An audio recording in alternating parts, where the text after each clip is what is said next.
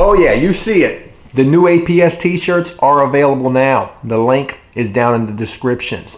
This may come as a surprise, but while locked up, you are certainly going to see a lot of crazy stuff. And throughout all of the time that I spent locked up, I certainly saw quite a bit of crazy stuff. In this video, I want to tell you about 5 crazy things that I saw while locked up. And each one of these 5 things is completely different from the last. You never know what the next one is going to be because they are that crazy. I promise you, you have no idea what's in store for this video. So without further ado, please let us begin. The first crazy thing that I want to tell you about deals with sniffing chairs while in prison. Yes, that's right. You heard me correctly. Sniffing chairs. You have to imagine that while locked up, you are going to be surrounded by some pretty perverted people. While at the last prison that I was at, this prison had tons of female staff. I've mentioned this before in other videos. Everything from COs to all sorts of other things, nurses, but more importantly, female counselors. Young, sometimes attractive female counselors. And what the job was of these female counselors was, well, to counsel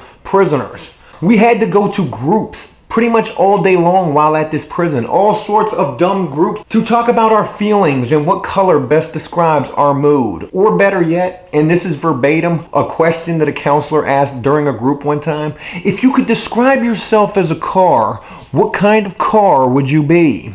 I think I would be a golf cart. How the hell is this question getting us any more ready to be in the free world? But while attending these groups while at this prison, sometimes we had to sit in circles, sometimes we had to be completely bunched up in the front of the housing unit. But the point of the matter is that these counselors themselves, well, they also had them a plastic chair as well. A plastic chair for them to sit in. And basically, this is how it would go down. Also, a footnote to this. This was something that happened kind of frequently at this prison. But the counselor would be sitting in her little chair, talking to the group, asking us retarded questions. Most of the time, nobody paid any mind at all. But every so often, this female counselor would get up from her chair and leave the housing unit or leave the room for whatever reason. And again, every so often, you would have a prisoner who would literally run up to that chair. Yeah, and they would actually sniff the chair of where these counselors were just sitting in. These warm seats, maybe, I don't know, maybe they wanted to see if they could smell some vagina, maybe a fart. Who knows what they were trying to smell? But this was something that happened that I saw that was so fucking crazy while locked up. I mean, I don't know, maybe these guys were like completely aroused by sniffing chairs. Johnny, aka the Panty Bandit, where are you? The next crazy thing that I want to tell you about, and completely different from sniffing a chair, deals with birds at prison. Now this may sound crazy, but there are actually quite a few birds in prisons. But at this prison in particular where this bird story takes place, in the wintertime, this prison would be completely overrun by seagulls. We actually called them prison gulls. And in the summertime, the seagulls would leave and then ducks would take their place. Craziest damn thing in the world. Prison ducks. But this one winter, while these seagulls were running rampant all over the prison, mind you, when you come out of the chow hall, if you have anything in your hands whatsoever, food or anything like that, these seagulls would literally come dive bombing, boom, boom, boom, trying to get that food from you, maybe shitting on your head. Oh my God, what? These prison seagulls, they were bullies. And most every prisoner at the prison, they hated these seagulls. They did, because they were annoying. They would bombard you. I mean, it was almost like these birds would literally try to jump you outside on the rec yard. It was crazy. But because of this hatred that prisoners had for these seagulls, one day a prisoner came out of the chow hall and he had in his hand an apple. But he brought this apple outside of the chow hall and he winded back. Whoa! And he threw it at one of the seagulls. And I'll be damned if he didn't hit it. Now, real quick, I do have to say that I do not believe in hurting animals whatsoever. Okay, so I'm not trying to make this sound like this was a cool thing to do. When he hit the seagull with the apple, he broke the seagull's wing. So the seagull could not fly anymore. In fact, we would see this seagull every single day walking around with his single wing sticking up in the air like this as he walked all over the prison compound. Winter left, summer came, the seagulls left, the ducks came, and Brokewing, that was his nickname, Brokewing, he was left to be stranded with these ducks. Can you imagine that?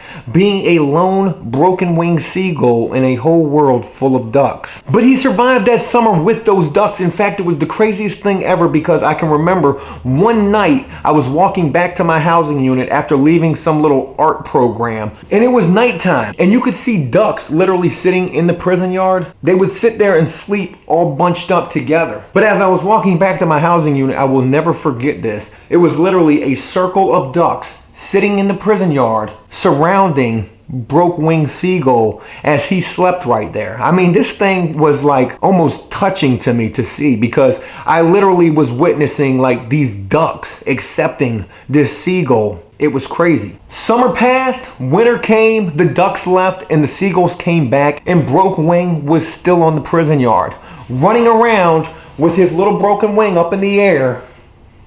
And he was making it. I mean, this seagull was really surviving. He had found a way to cope with the fact he could not fly anymore, and he was making it, stuck in a prison that he couldn't escape from, but he was living. Well, that's not the crazy part of this story. One day I was sitting in the art class working on my artwork. There was an art class at this prison. It was just a room where we could go as artists and work on art. That's all it was. But this friend of mine ran into the art room and said, Joe, you will never believe what happened. You will never believe it. What? Dude, I was walking down the boulevard, the sidewalk that goes all through the prison. I was walking down the boulevard, and out of nowhere, I saw a bald eagle come out of the sky and grab Brokewing and pick him up and slam him on the ground. He was dead when this happened, and he picked him up again and he flew away with him.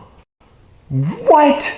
When he told me this, I just could not believe this. I was thinking to myself, there's no way this is true. And I'll tell you, I left that art room and I was walking back to my housing unit and I did not see Brokewing walking around anymore. And other prisoners were telling me they had seen this actually happen. They literally saw this happen. They were actually pointing it out to me. It happened right over there, Joe. Look at all the freaking seagull feathers. The seagull feathers made it real for me. And to add to this, because I know some of this just seems like it just can't even be true, but I literally was creating cartoons about so much stuff that was happening in prison. And a lot of what I'm telling you about in this video, I have cartoons for. For example, the chair sex story. Here is the cartoon I created for that. I know you probably can't see it too well, I apologize, but you can probably see at least clearly enough that there is a guy sniffing a chair and pretending to masturbate to it. And I also created a cartoon for the story of Brokewing as well. You can see in this cartoon there is some sort of a deflected looking cartoon eagle carrying away a Brokewing seagull. It was crazy.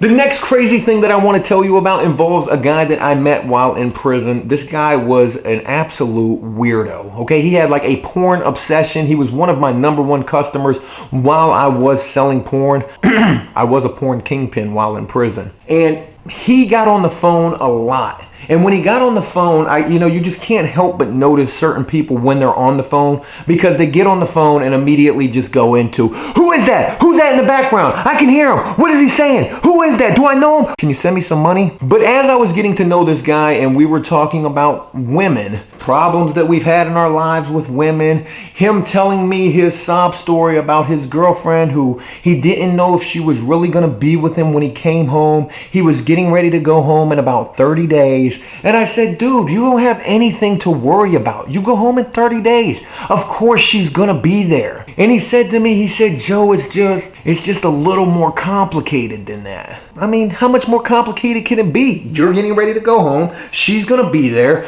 What seems to be the big deal?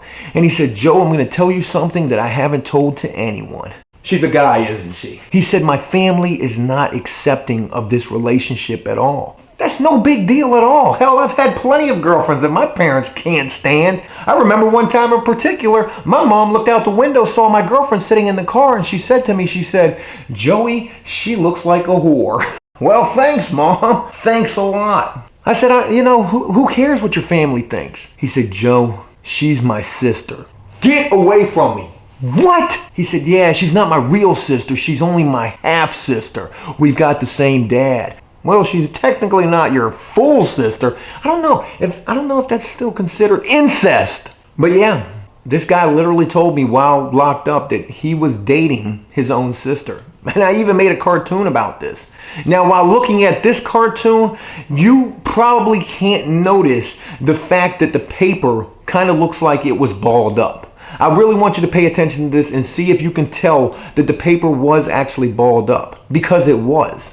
And the reason why this paper was balled up is because no sooner than this guy told me that he was dating his sister, I literally went back to my bunk area and drew this cartoon. But while drawing this cartoon, this guy walked right up to my bunk area. Hey Joe, what are you doing? Nothing. What's up, man? What's up? You need to talk to me about something? When he left though, I had to unball that piece of paper because I was like, this is gold.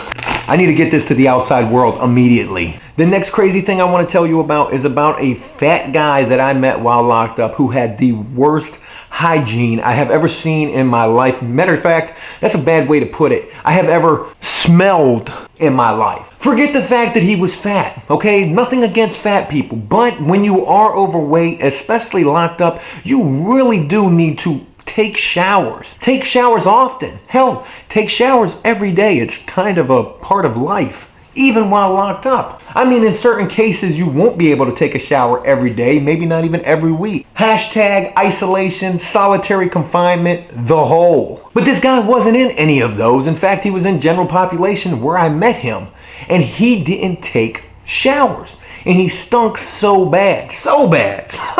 So bad, this guy smelled like the trash can. Smelled like the bottom of a trash can. Smelled like 2 or 3 trash cans piled on top of each other and dumped over 4 more trash cans. He stunk.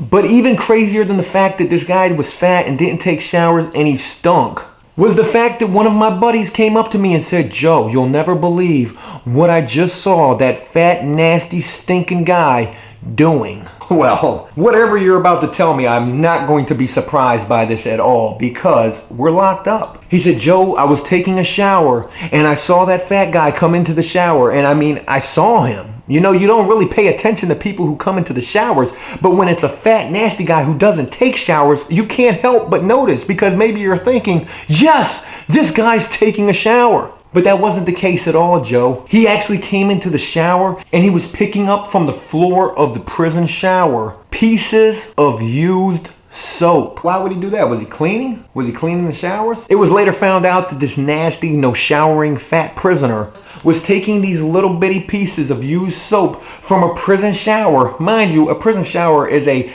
high traffic masturbation spot, okay? Because that's where a lot of guys go to jerk off. So while picking up things from the floor of the shower, you are probably picking up the kids of like the entire housing unit. It's pretty nasty to think about. But it was later found out that this horrible hygiene prisoner was taking these pieces of used soap from the prison shower floor and was mushing them together and was putting them inside of an empty deodorant. This guy was manufacturing deodorant in prison made from used pieces of soap. And not only that, I was told that somebody actually saw this guy taking his makeshift deodorant of used prison shower soap, and it wasn't under his armpits that they saw this guy apply this makeshift deodorant. It was between his ass cheeks. You know, if you stink that bad, if your ass stinks that bad, instead of going through all of the trouble of going into the shower, picking up used pieces of soap, molding them together to fit inside of an empty deodorant, wouldn't it just be a lot easier to take a shower? But we're talking about being locked up. And not a lot of things that prisoners do make sense while locked up. The last crazy thing that I want to tell you about in this video involves a guy named Coffee Man. Coffee Man was a guy that I met in prison. He actually slept in the bunk right next to mine. This guy was bald. He looked like a pedophile, but he wasn't, I don't think. And he had an addiction problem that was completely out of control. On the streets, he got in trouble for smoking crack and stealing stuff, but in prison, his addiction was no longer crack, it was coffee. This is how he became infamous with the nickname Coffee Man. In fact, here is a caricature that I drew of Coffee Man. Please note the discoloration of the t-shirt. That is actually sometimes the closest you can get to a white t-shirt in prison. A dingy, yellowish, nasty t-shirt. But that's Coffee Man. And Coffee Man would do anything for a cup of coffee. I mean, literally, he would do anything. So this one day when I was bored and I was looking for some action, I did something that you may think is kind of wrong.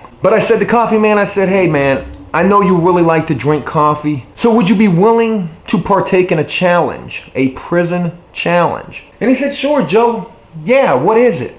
I said, but let me tell you. I said, if you can complete this challenge, I will give you 2 bags of coffee. He's getting antsy as we're talking about this. He can't even sit still at this point. And he's like, Joe, what's the challenge? I definitely want to do this. I took out a brand new bag of coffee. And yes, I know this isn't a bag. A bag of coffee in prison is only half of this size. This is 8 ounces of instant coffee. So you have to imagine that half of this is the size of a bag of coffee in prison. But even half of this is still a hell of a lot of coffee. But I said to Coffee Man, I said, hey look, if you can drink this entire bag of instant coffee in under 1 hour, I'll give you 2 brand new bags of coffee. Dude, let's do it right now. So the challenge was set. And now it was time to go tell everybody. Oh my God, you're never gonna believe what Coffee Man is about to do. He is about to attempt to drink an entire bag of coffee in under 1 hour. He's gonna throw up everywhere. I know this is what's gonna happen. He's never gonna be able to do this. People were hearing about this. The buzz was a brewing inside of the housing unit. Guys were actually coming up to Coffee Man saying, Coffee Man, don't do it. Your heart is going to explode. While hearing this, I'm thinking to myself, can that actually happen? But disregarding any caution that was offered up, the challenge was underway. And in under 1 hour, Coffee Man drank 1 entire 4-ounce bag of instant coffee. He completed this challenge. Now, I'm not going to say this was easy for him to do at all. In fact, it was absolutely almost impossible for him to do. While doing this challenge, he was sweating profusely, shaking at times, drinking this coffee and absolutely shaking. And I was getting worried. I was like, is this guy gonna be okay? He would pour the instant coffee inside of his cup, and I'm not talking about a tablespoon or so. This guy was literally pouring a 1/4 bag of instant coffee per cup. He did this challenge in 4 cups of coffee. And he also did this in something like 57 minutes. I mean, if anyone lives up to their nickname in prison, it was certainly this guy, Coffee Man. What happened next is the crazy part about this. Coffee Man simply stood up. He grabbed the 2 bags of coffee from me. He put those inside of his foot locker. And then, just as smooth as he possibly could, he walked straight into the bathroom. I'm thinking to myself at this point, he probably has to piss pretty bad considering he just drank 4 enormous cups of coffee. But he walked into the bathroom, he went straight to the toilet, and he actually did not piss at all. He projectile vomited straight onto the wall behind the urinal. Everyone in the housing unit literally walked into the bathroom with him. And I bullshit you not, we literally had prison guards in here watching this. I mean, this was something that people were really entertained by. I feel bad for this because, you know, we did this at the expense of another guy. But my God, when he walked into that bathroom and the entire housing unit followed him in there, I couldn't even get in there. They told me, they said when he projectile vomited onto that wall, and I mean, it came out in a solid straight stream. They told me it looked like some Exorcist type shit. This guy was sick as a dog for the rest of the night, but the next morning he woke up perfectly okay. In fact, he woke up even earlier than me, and by the time I woke up, he already had his first cup of coffee sitting right there with him. Hey, look, that's it. Just wanted to tell you 5 random, completely crazy things that I saw while locked up. I hope you enjoyed this video, and if you did so, please leave a like and a comment. Let me know exactly what you think about it. And as always, until next time, enjoy life, the free world. Never take a moment for granted, and make the most of every day. Peace!